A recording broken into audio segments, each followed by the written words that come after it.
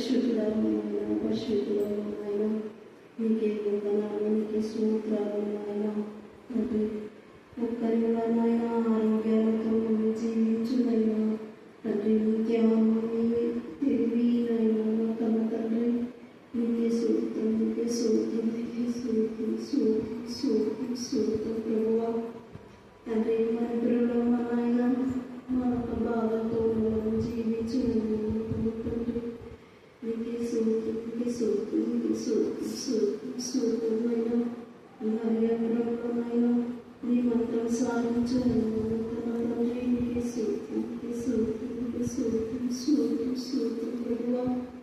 అనంతపురంలో కవలనైనా ఆరాధించునైనా తండ్రి నీకే సూత్రం, నీకే సూత్రం, నీకే సూత్రం, సూత్రం, సూత్రం, సూత్రమైనా తండ్రి చిన్నపిల్లల ఆరోగ్యంగా జీవించునైనా తండ్రి గర్భవతుల ఆరోగ్యంగా జీవించునైనా తండ్రి నీకే సూత్రం, నీకే సూత్రం, సూత్రం, సూత్రం, సూత్రం, సూత్రమైనా ఇక్కడ ఏం వేస్తారన్నా ఆయన వాళ్ళని నెమ్మరేసుకున్నాను తండ్రి నీకే సూత్రం, నీకే సూత్రం, సూత్రం, సూత్రం, సూత్రమైనా ఎవరికి ఏ బాధ ఉంటుందైనా ఎవరికి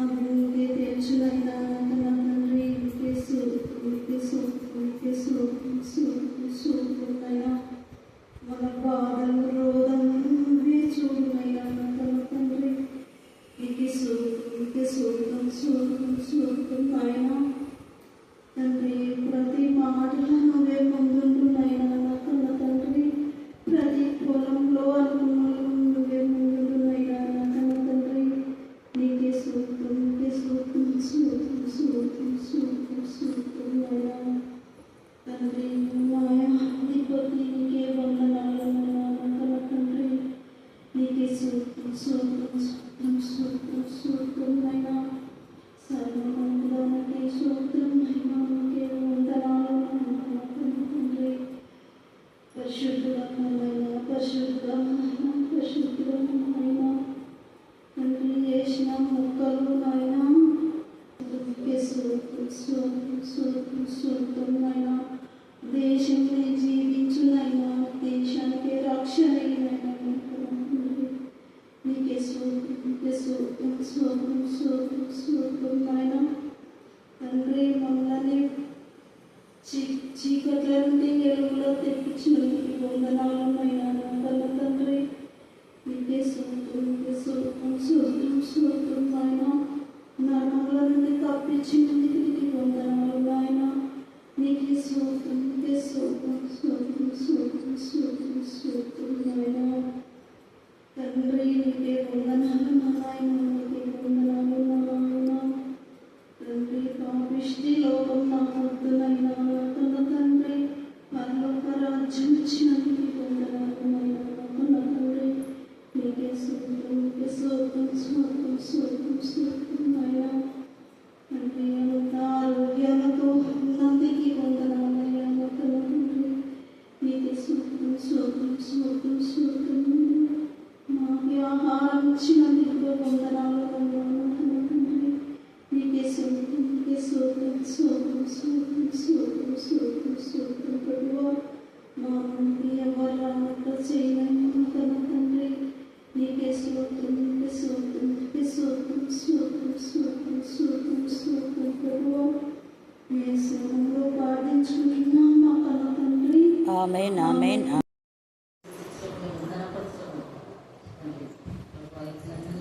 స్తోత్రమైన స్తోత్రం, స్తోత్రం దేవాతను ఎల్లప్పుడు నేను ఆనందించే కృప చూపండి. అవును తండ్రి నేను గురించి చింతించండి అంటే నేను ఆనందించే కృపను దయచేయండి దేవ దేవ రక్షక నీకే స్తుతి మహిమ ఘనత ప్రభావం దేవా తండ్రి మీ శ్రీలో చేరి నమ్మండి తండ్రి మేమైతే ఎవరికి పడుతున్నారు వాళ్ళకు ఏ యోగ్యత లేదు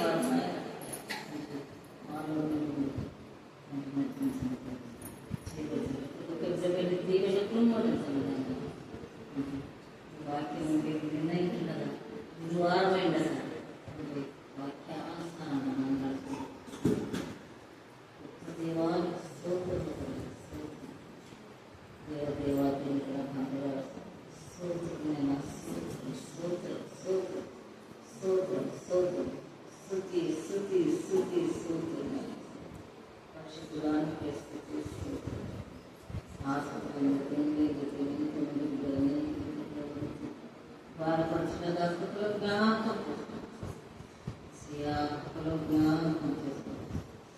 ప్రతి ఒక్కొక్క బిడ్డను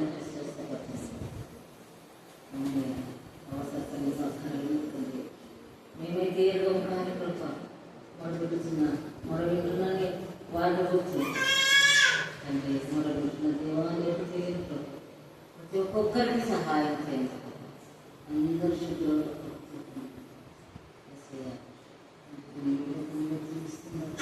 ఎన్నో శోధనలు బాగా వేదనలు వస్తుంది. వాటన్నిటిని తొలగించి ప్రతి ఒక్కొక్కరికి శాంతిని సమాధానం నేను ఎంతో గంభీరంగా ఉంటున్నాను. ఎన్నో వేదనలు శోధనలు స్థిరమైన మనసు మారుతాయి, తృప్తికరమైన మనసు మారుతాయి, సంతోషకరమైన మనసు మారుతాయి. మా భారం మీపై వేసి నెమ్మది దక్కింది, సమాధానం నడుచుకుంటూ దేవా నేను జీవిస్తున్నది ప్రతి ఒక్కొక్కరిపై మీకు అనిపిస్తుంది. పాపం దూరంగా ఉండడం, పాపం ఆశ్రయించుకుంటుంది.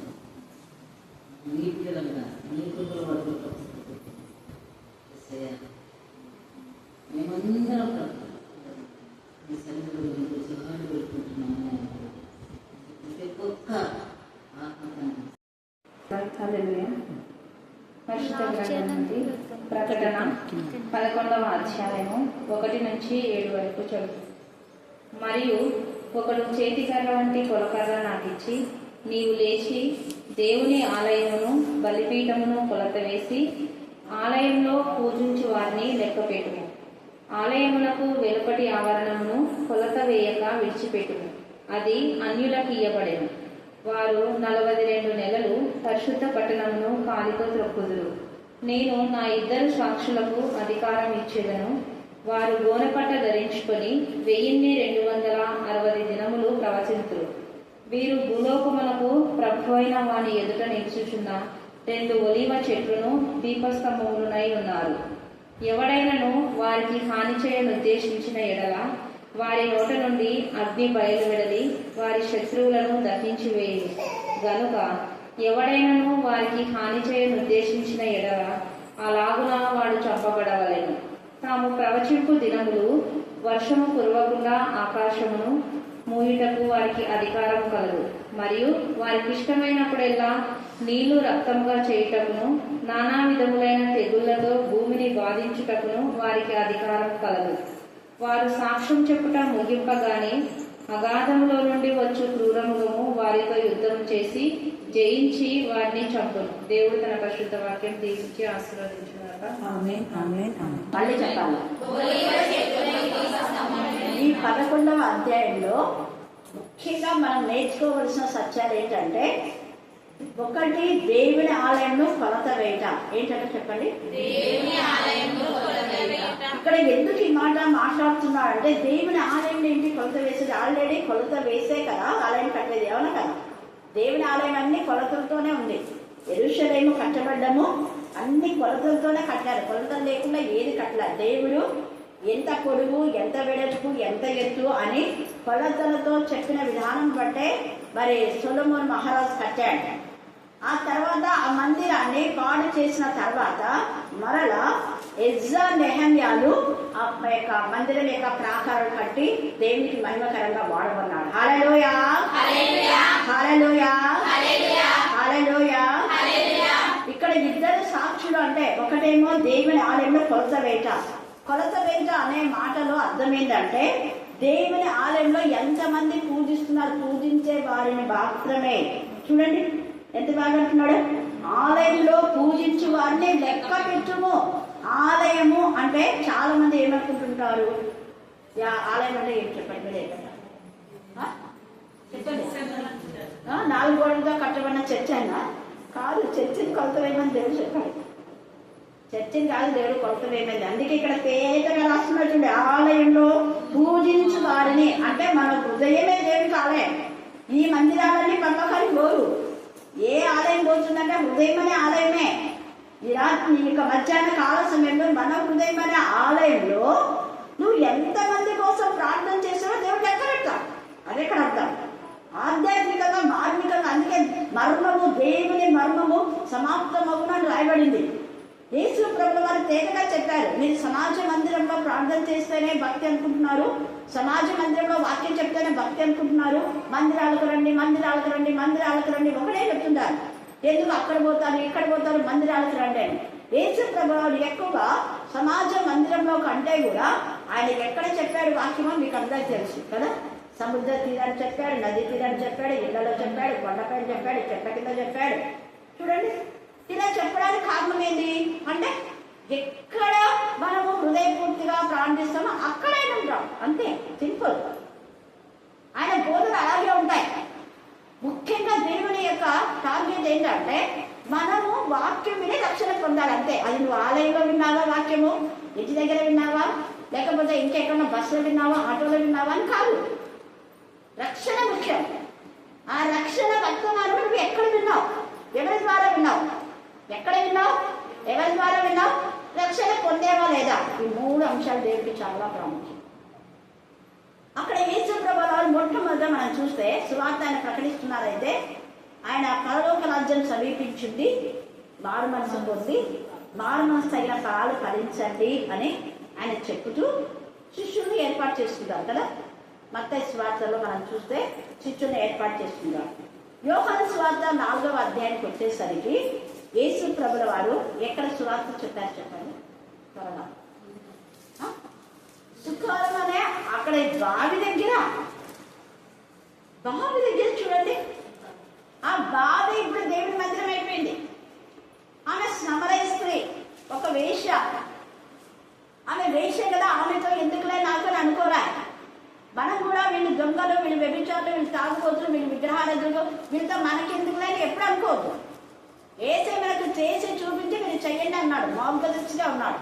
మార్గం, సత్యం, జీవము నేనే మార్గము, సత్యాన్ని మీరు చెప్పండి, వాళ్ళు జీవం వస్తుంది, వాళ్ళు చచ్చిపోరు. అది ఎంతవైపున్నాడు, ఏసు మార్గంలో మీరు వెళ్ళండి, వాక్యమైన జీవాన్ని వాళ్ళలో పోయండి, వాళ్ళు చచ్చిపోయినా మళ్ళీ నిత్య జీవానికి వస్తారు, నరకంలో పోకుండా. ఒక పాపని నరకంలో నుంచి మనం రక్షించడానికి దేవుడు ఎలాగా మరి మార్గాలు, సోపానాలు ఏర్పాటు చేస్తారో వాటిని మనం ఎప్పుడు మైండ్లో పెట్టుకోవాలి, దృష్టిలో పెట్టుకోవాలి. మందిరాలకు పోతేనే భక్తి అనేది కాదు, ఎక్కడా చెప్పలేదు. మందిరాలు పరలోకంలోకి ఎత్తుబడవు, మన హృదయమే. మన హృదయంలో ఆ తపన, ఏసే హృదయంలో 24 గంటలు ఆత్మల సంపాదన సంపాదన సంపాదన తపన ఉంది కాబట్టి ఎక్కడ పడితే అక్కడ ఎత్తున్నాడు. అసుఖాలు అనేటువంటి ఆ యొక్క బావి దగ్గర కూర్చొని ఆయన ఆమెకు బోధ చేశాడు జీవజలం గురించి. వెంటనే మార్పు వచ్చేసింది. వితిన్ కొన్ని రోజులు, గంటలు చెప్పాడు గంటలు చెప్పరా. ఆ జీవ అంటే మనం శుద్ధీకరింపబడిన హృదయంతో, పరిశుద్ధమైన హృదయంతో మనం మాట్లాడినప్పుడు దేవుడు ఎవరి కోసం అయితే రక్షణ సిద్ధపరచాలో వారికి ఆటోమేటిక్గా రక్షణ వస్తుంది. కొంతమంది మనం ఎంత చెప్పినా కూడా వినరు, వాళ్ళు భ్రష్టత్వానికి అప్పగించుకోవాలి. మనలో ఏం చేయలేము, భ్రష్టులు వాళ్ళు. నిష్కర్యోజు యుధాలాగా యేసు ప్రభుతోనే ఉన్నాడు, అద్భుతాలు చూశాడు, వాక్యాలు విన్నారు 3.5 సంవత్సరం. అతను కూడా అద్భుతాలు చేశాడు, ఆచార్య చేశాడు, కానీ పడిపోయాడు. వాళ్ళు భ్రష్టులు అంతే. భ్రష్టత్వానికి ఏమించో, అందుకే నాశన పుత్రుడు తప్ప ఎవరిని కూడా నశించకూడదని దేవుని ఉద్దేశం. ప్రతి ఒక్కరూ నశించకుండా నిత్య జీవం పొందాలని దేవుని ఆశ. కానీ దేవుడి ఆశను అందరూ నిర్వర్తించాలి. లూసిఫర్ కూడా నాశనం కావడం దేవునికి ఇష్టం లేదు. కానీ వాడికి వాళ్ళే ఏం చేసుకుంటున్నారు, కానీ వాళ్ళే ఏర్పాటు చేసుకుంటారు. వాళ్ళు భ్రష్టులు. చెప్పినా కూడా వినని వాళ్ళని మనం ఏం చేస్తాం, దేవునికి అప్పగించాలి. దేవుడు చూసుకుంటాం. ఇక్కడ ఆలయంలో అంటే మన హృదయమే దేవునికి ఆలయం. మీరు నాకు ఆలయమై ఉన్నారని మీరు ఎరగరా ఉంది కదా వాక్యంలో. ఎంత తేటగా 1 కొరింథీ 6వ అధ్యాయం 2 కొరింథీ 6వ అధ్యాయం 18వ వచనం తర్వాత చదువుకోండి, టైం లేదు, గుర్తాను కదా. కాబట్టి అక్కడ ఆయన మనలో నివసించి సంచరించాడు, మనతో కలిసి భోజనం చేస్తాడు. మీరు నా యందును నేను మీ యందును ఉన్నాయో మీకు ఏది ఇష్టం అడుగుడు అది మీకు ఇస్తానమ్మా. యోహాను సువార్త ఎంత చక్కగా చెప్తారు, తేజగా. నిజమైన ద్రాక్షవల్లి నేనే, తీగలు మీరు. నా యందు మీరు ఉండండి, బహుగా ఫలిస్తారు. ఈ మధ్యాహ్న కాలంలో మనం బహుగా ఫలించాలంటే ఒకటి మన హృదయం అనే ఆలయంలో దేవుని పూజించే వారిగా మనం ఉన్నామా? మన హృదయమైన ఆలయంలో యేసయ్యకు సింహాసనం వేసామా? మన హృదయమైన ఆలయంలో బలిపీఠం ఉందా? మన హృదయమైన ఆలయంలో ఒలీవ చెట్టు ఉందా? మన హృదయమైన ఆలయంలో దీపస్తంభం ఉందా? ఇవి మనం చూసుకోవాలి. ఆలయంలో ఏముంది అంటే దీపస్తంభం ఉంది, ఆలయంలో సముఖపు రొట్టె ఉంది, ఆలయంలో కరుణాపీఠం ఉంది. ఆ కరుణాపీఠంలో దేవుని యొక్క నిబంధన పలుకులు ఉన్నది, అహరోను చేతి కథ ఉంది, మన్నా.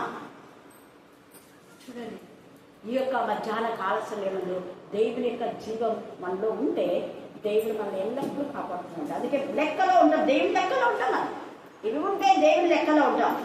తర్వాత ఆవరణం అంతా అన్యులకు ఇవ్వబడేను అని రాయబడింది. కాబట్టి ఆవరణం అనేది వాళ్ళు దేవుని పిల్లలు ఆవరణంలోనే, దేవుని పిల్లలేమో ఆలయంలో ఉంటారు, దేవుని అన్యులు ఎక్కడ ఉంటారు? ఆవరణంలో. అందుకనే సుంకరి ఆవరణంలో ఉండే లోపలికి రాలే. పాపములు క్షమించబడిన తర్వాతనే దేవుని మందిరానికి రావాలి.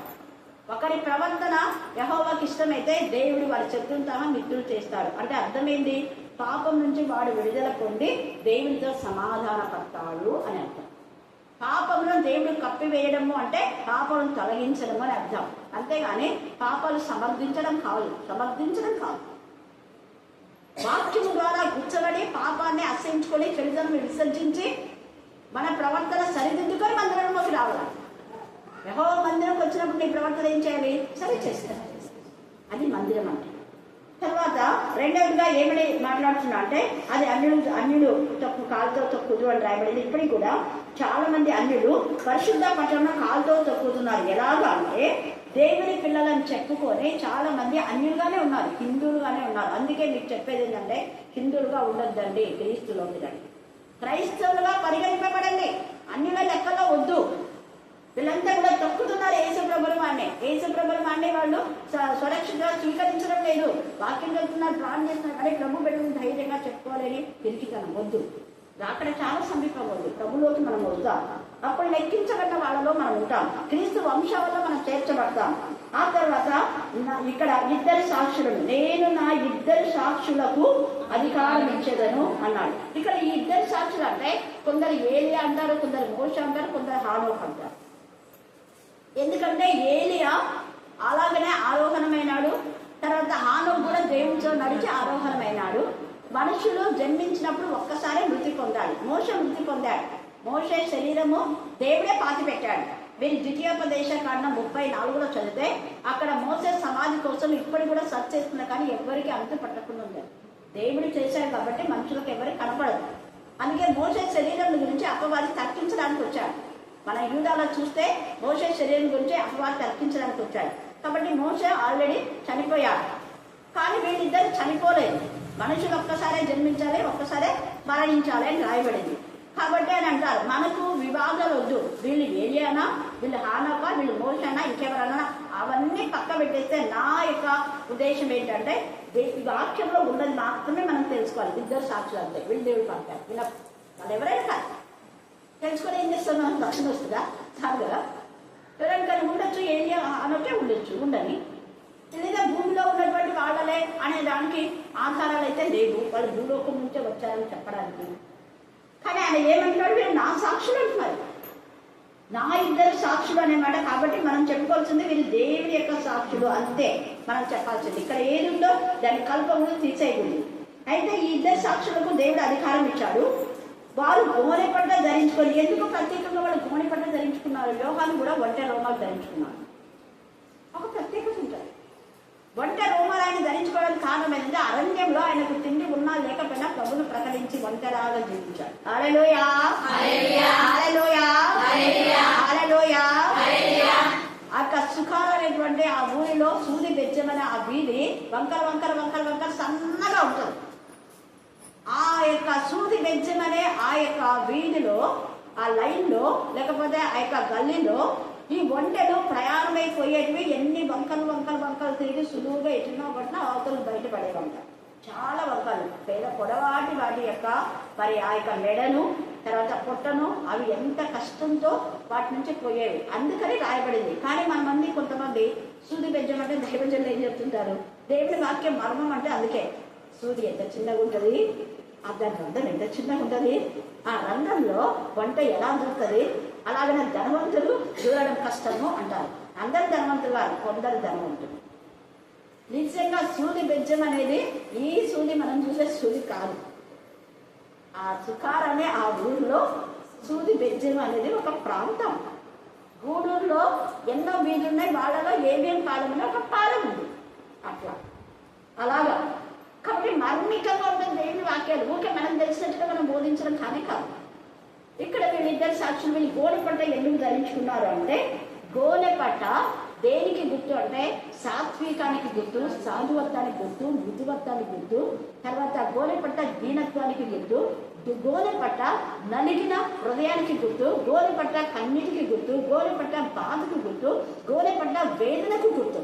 అందుకని వీళ్ళు ఇది ధరిస్తారు. ఎందుకంటే గోదాములు తయారు కావాలి అంటే ఆ యొక్క నార ఏం చేస్తారంటే జనపనారను కుళ్ళబెట్టి బండకేసి ఎన్నిసార్లు కొడతారో మీకు తెలుసు. జనపనార స్మూత్గా రావాలంటే స్మూత్గా చేయబడిన తర్వాత తాళ్ళు అవుతారు. ఆ తాళ్ళు రావాలంటే ఎంత స్మూత్గా ఉంటుంది కదా గోనె పట్ట యొక్క తాళ్ళు, అంత స్మూత్గా రావాలంటే ఎన్నిసార్లు కొట్టబడతారు. దేవుని పిల్లలు నల్లం కొట్టబడుతున్నారు. అనేక మంది ఈ యొక్క అన్యుల ద్వారా తొక్కబడుతున్నారు, తొక్కేస్తున్నారు. దేవుని పిల్లలు బాధ పెడుతున్నారు. దేవుని మందిరమైన మనల్ని వాళ్ళు తొక్కుతున్నారు, బాధ పెడుతున్నారు, నల్లగొడుతున్నారు, వేదన కూడా చేస్తున్నారు, కృంగిపోతున్నారు. అయినా దేవుని కోసమే జీవించాలి. అంతగా నలుగొట్టబడి అంతగా చేయనటువంటి ఆ గోదాములు త్వరగా పోవాలి. చూస్తున్నారా మీరు? గోదాములు ఎన్నెండ్లైనా ఉంటాయి. మిగతా ప్లాస్టిక్ సంచులు పోతాయి, ఎండకేసినా కూడా అవి చిరిగిపోవు, చాలా ఎండ్లు వస్తాయి. తర్వాత అవి ఎందుకు ఉపయోగపడతాయంటే వేరే ధాన్యాలు ప్రిజర్వ్ చేయబడడానికి ఉపయోగపడతాయి. ఈ మధ్యాహ్న కాల చందు గోనె పట్ట గురించి దేవుడు నీతో నాతో మాట్లాడుతున్నాడు. నీకు గోనె పట్టలాంటి జీవితంలో ఉండే అనేక ఆత్మలను నీ హృదయం అనే గోదాంలో నలగొట్టబడిన నీ హృదయం, కన్నీరు కాల్చిన నీ హృదయం, బండకేసి కొట్టడం నీ హృదయం, ఎంతమంది నేను వేదనకు గురి చేసా నలిగిపోయాను. కానీ నీ హృదయంలో అనేక ఆత్మల కోసమే భారం ఉంది. ఆత్మల ప్రార్థన, ఆత్మలో నీ నీ యొక్క హృదయం నుండి ప్రార్థిస్తున్నాయి, ప్రిజర్వ్ చేయబడినవి. గోదాంలో వేసేది ఇంటికి క్షేమంగా ఉండడానికి విత్తనాలకు పురుగు పట్టకుండా, విత్తనాలు పాడైపోకుండా అవి వాటిలో సేవ్ చేయడానికి గోదాంలు వాడతారు. నీ హృదయము దేవుడు అనేక ఆత్మలకు నిలయంగా చేస్తున్నాడు. ఎంత గొప్ప! హల్లెలూయా, హల్లెలూయా, హల్లెలూయా. ఈ గింజలు పాడు కాకుండా ఎలాగా గోదాంలో ప్రిజర్వ్ చేస్తారో మన హృదయంలో అనేక ఆత్మల రక్షణ కోసమే, ఆత్మలు పాడు కాకుండా మనం ప్రార్థన చేయాలి. నలిగిపోతున్న ఆత్మల కోసం, నశించిపోతున్న ఆత్మల కోసం మనం ప్రార్థన చేయాలి. వాక్యంతో వాళ్ళని హెచ్చరించాలి, గద్దించాలి, బుద్ధి చెప్పాలి, చదవాలి. పాపం వాళ్ళ ప్రవేశించకుండా వారి హృదయాన్ని మూసేయాలి వాక్యంతో. గోదాములను మళ్ళీ ఏం చేస్తారు? మళ్ళీ దారాలతో తాడుకొని మూసేస్తారు కదా. Thank God. Hallelujah, hallelujah, hallelujah. కొంతమంది బ్లీచింగ్ పౌడర్ అవి ఇవి కూడా కొన్ని కలుపుతారు పురుగు పట్టకుండా. మన వాక్యం అనే బ్లీచింగ్ పౌడర్ వేయాలి. వాక్యమైన మందు వాళ్ళకి వేయాలి. ఆ పురుగు అవి ఆ విత్తనాలు పాడైపోకుండా. అనుకూలమైన పరిస్థితులు ఖచ్చితంగా ఫలిస్తాయి. ఈరోజు ఫలించకపోయినా నువ్వు కన్నీ ప్రార్థన చేస్తున్నావు, ఆ విత్తనాలు ఉన్నాయి, జీవం ఉంది వాళ్ళు. కానీ అనుకూల పరిస్థితులు వచ్చినప్పుడు ఖచ్చితంగా ఫలిస్తాయి. ఈరోజు ఫలించలేదని బాధపడద్దు. మనం ఒకసారి విత్తనాలు వేస్తుందా అవి భూమి పక్కన ఎక్కడ పడి ఉంటాయి. మళ్ళీ మనం ఇత్తకపోయినా కూడా అవి ఇంకొకసారి వర్షం వచ్చి దున్నేటప్పుడు అవి అనుకూలంగా అంటే నేను ఇది వేయలేదు, ఎప్పుడో వేసినా. ఇప్పుడు పోయిన సంవత్సరం వేసింటావు ఆ పంట, ఈ సంవత్సరం వేయాలి, వచ్చే సంవత్సరం పడుతాయి. అక్కడెక్కడ దున్ని అవి ఇక్కడ వచ్చే పడిపడి అరే ఇది పోయినసారి కదా వేసింది. దేవుడు ఎంత గొప్పది. నీ కన్నీటి హృదయం దేవుడికి తెలుసు. దీంట్లో రక్షణ లేని వారికి ఈ రోజు కాకపోయినా ఒకరోజు దేవుడు రక్షిస్తాడు. అందుకనే గోనె పట్టలు వీళ్ళు ధరించుకున్నారు. అంటే రాబోయేటటువంటి జీవితంలో అనేక ఆత్మలు ఇలా పట్టబడతాయని సూచన చేయడానికి వాళ్ళు గోనె పట్టలు ధరించుకున్నారు. 1260 దినములు అంటే 3.5 సంవత్సరం, 3.5 దినాలు, 3.5 నెలలు, తర్వాత 3.5 రోజులు కూడా. వీళ్ళు చనిపోతే 3.5 రోజులు శవాలు అలాగే ఉంటాయి. దేవుడు ఎందుకో ప్రత్యేకంగా 3.5 యేసుప్రభు 3.5 సంవత్సరాలు పరిచర్య చేస్తారు. 3.5 రోజులు అనేవి లెక్కించబడినాయి ఇక్కడ. అంతవరకు వాళ్ళు ఏం చేస్తారంటే ప్రవచిస్తూ ఉన్నారు. వీరు భూలోకములకు ప్రభు అయిన వారి ఎదుటను చూడండి. భూలోకములకు అంటే మనకు దేవునికి మధ్యవర్తులుగా ఉండి దేవుని వాక్యాన్ని ప్రకటించేవాడు ప్రవక్తలు. అలాగే అనేక మంది ప్రవక్తలు కూడా గతంలో దేవుడు పంపితే వీరు చివరి ప్రవక్తలు వీళ్ళు, చివరి సాక్షులు వీళ్ళు. ఎంతమందిలో సాక్షి వీళ్ళుగా ఉన్నారు. ఇర్మియాను కూడా ఎంత బాధ పెట్టారు, వీళ్ళని బాధ పెట్టారు, యెషయాను బాధ పెట్టారు,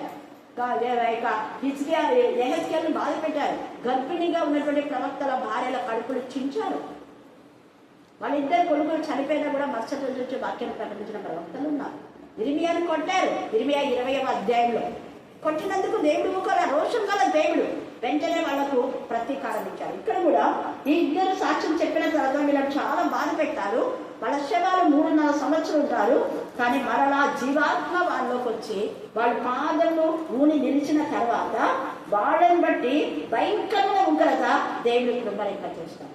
జాగ్రత్త, దేవుని పిల్లలు బాధ పెడితే దేవుడు ఊరుకోడు. ఇద్దరిని బాధ పెడితే 7,000 మంది చేస్తారు. ఇక్కడ ఈ యొక్క 11వ అధ్యాయం అంతా మీరు చదవండి, మనకు సమయం లేదు కాబట్టి. 13వ వచనంలో ఆ గడియలోనే గొప్ప భూకంపం కలిగినందున ఆ పట్టణంలో 10వ భాగం కూలిపోయింది. పట్టణం, ఏ పట్టణంలో అయితే ఇద్దరు సాక్షులు 3.5 రోజులు శవాలను పాతి పెట్టకుండా ఉన్నారో, ఎంతమంది మణిపూర్లో శవాలను పాతి పెట్టకుండా, ఇంకొక ఊర్లో దైవజనుడు చనిపోతే ఇక్కడ పాతి పెట్టకూడదని హిందువులు అందరూ కూడా అక్కడ ఏకమై ఆ శవాన్ని అలాగే పెట్టారు. చాలా గొడవలు జరిగి తర్వాత ఎప్పుడో పాతి పెట్టారు. ఇంత నీచమైన పరిస్థితిలో మనం ఉన్నాం.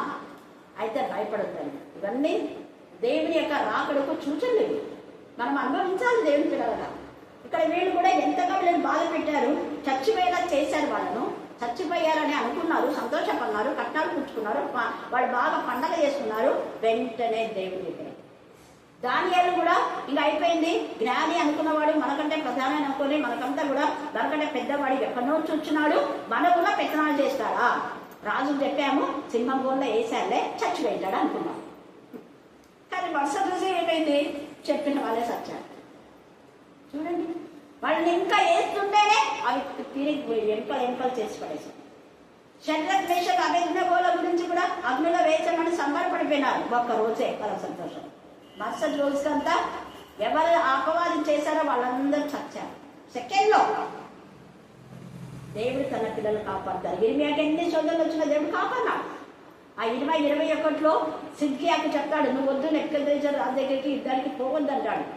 నువ్వు ఎప్పుడు ఇట్లనే ఎత్తావులే, ఎప్పుడు నువ్వు నా గురించే చెప్తుంటావు, శాపాలు చెప్తుంటావు, ఎప్పుడు దేవుని ఉగ్రత ఎత్తావు, ఉగ్రత చెప్తావు, నీకు శాపం చూడు, ఇవ్వవద్దు, దేవుని ఉగ్రత వస్తుంది, ఇవ్వవద్దు అంటావు. ఎప్పుడు అంతేనా, నాకేం శుభవచనాలే చెప్పవా నువ్వు అని ఇర్మియాని ఇష్టానుసారంగా తింటాడు. చెప్పినా కూడా యుద్ధానికి పోతామని అంటే దేవుడు అంటాడు, నేనే మీతో యుద్ధం చేస్తాను, యుద్ధం చేసి రాస్తాను. కోపంగా రౌద్రంగా ఇర్మియా 21 చదవండి, బుధవారం ఉంది అదే. మళ్ళీ రోజు మళ్ళీ బాగా ఉంది అక్క, మళ్ళీ చెప్పక ఆ వాక్యం అని. అంతకుముందు మంగళవారం చెప్పింది శాంతి, మళ్ళా చెప్పక ఆ వాక్యం అని. చూడండి, హల్లెలూయా హల్లెలూయా హల్లెలూయా. దేవుడు ఒక్క ఇర్మియాను బాధ పెడితే దేవుడు కోపం వచ్చింది, రౌద్రం వచ్చింది, బాహు బలంతో అక్కడ ఆ వ్యక్తులను బాధ పెట్టారు. కాబట్టి మధ్యాహ్న కాల సమయంలో దేవుని పిల్లలు బాధపడుతూ ఉంటే, మీరు బాధపడుతూ ఉంటే మీరు దేవుని పైన ఆనుకోండి. వీళ్ళందరికీ ఇర్మియాకు సహాయకారిగా ఉన్న దేవుడు, మోషేకు సహాయకారిగా ఉన్నాడు, దానియేలుకి సహాయకారిగా ఉన్న దేవుడు. దావీదును ఎంతమంది చంపాలనుకున్నా దేవుడు వాళ్ళకి అప్పగించలేదు, కాపాడాడు, నిన్ను కాపాడు. అందుకని ఇక్కడ ఈ మాట రాసి ఉంచాడు దేవుడు. నువ్వు ప్రభు బిడ్డగా సాక్షిగా ఉంటే, నువ్వు సాక్ష్యం చెప్పకుండా అడ్డుకుంటున్నారా, వాక్యం చెప్పకుండా అడ్డుకుంటున్నారా, దేవుని సన్నిధికి రాకుండా అడ్డుకుంటున్నారా, అది ఏదైనా ఆటంకం కానీ అనారోగ్యం కానీ, ఆ పాపం దేవుడంతా మనకి పాపం 5 నెలల నుంచి రావాలనుకుంటుంది, రాలేక నీరసం, కాలు నొప్పి, ఆపరేషన్. కానీ అయినా ఈరోజు పోవాలి, సాక్ష్యం చెప్పాలి కొడుకు గురించి అని వచ్చింది. దేవుడు కర్ణాపీఠంలో చేసిన వేళను నేను మరవలేనంట. అంత దూరం నుంచి వచ్చింది. మనం ఇక్కడ సాక్ష్యం చెప్పడానికి ఇద్దరు వస్తుంది. సాక్ష్యం అంటే ఒకసారి చెప్పుకునేది కాదు. వాస్తవం చెప్పింది కదా, సర్వ సృష్టికి మీరు సాక్షులే ఉండాలి. మనలో తప్పుడు బదులు ఏం చేస్తారు, ఏడ ఉంటే ఆడ చెప్పండి అంటారు. లేదంటే వాక్యం ఎక్కలేదు. ఇప్పుడు ఇక్కడ మోయిని పొందుకున్న వాళ్ళు పోయి శ్రీ చర్చలో చెప్తుంటారు. అక్కడ యాకాస్ట్ అన్నాడు, ఎందుకమ్మా శ్రీ చర్చలు చెప్తున్నావు, నువ్వు పోయి సలమక్క దగ్గర పోయి ఎప్పుడైనా ఇలా సంతోషపడి అక్కడ అడిగినట్టు చెప్పండి అంటారు. హల్లెలూయా హల్లెలూయా హల్లెలూయా.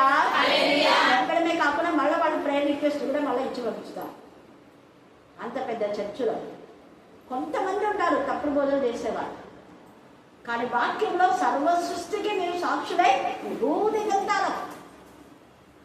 కాబట్టి సాక్ష్యం అనేది ఒక్కచోట కాదు, ఎక్కడైనా ఇక్కడ చెప్పాలా, చర్చలో చెప్పాలా, ఇంట్లో చెప్పాలా, ఆటోలో చెప్పాలా, ఎక్కడ ఎంత చెప్తే అంత ఆశీర్వాదం ఉంటుంది. వీళ్ళు సాక్షులు 3.5 సంవత్సరం వీళ్ళు చెప్పిన సాక్ష్యం యేసయ్య గురించి, తండ్రి కుమార పరిశుద్ధాత్మ. యేసయ్య జనన మరణ పునరుద్ధాల గురించి చెప్పారు.